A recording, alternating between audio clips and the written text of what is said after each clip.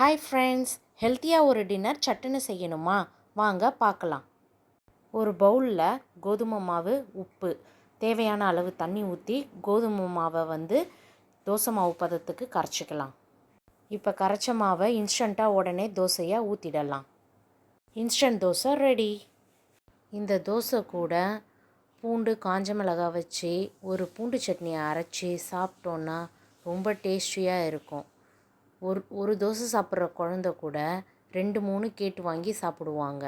நீங்களும் இந்த மாதிரி ஒரு சட்னியும் தோசையும் டின்னருக்கு ட்ரை பண்ணி பாருங்கள். ரொம்ப டேஸ்டியாக இருக்கும். குழந்தைங்களுக்கு கொடுக்கும்போது சட்னியில் கொஞ்சம் நல்லெண்ணெய் எக்ஸ்ட்ராவாகவே ஆட் பண்ணி கொடுங்க. அப்போ தான் டேஸ்ட்டும் நல்லாயிருக்கும், சாப்பிடவும் ரொம்ப லைக் பண்ணி சாப்பிடுவாங்க. தேங்க்யூ ஃப்ரெண்ட்ஸ், பாய்.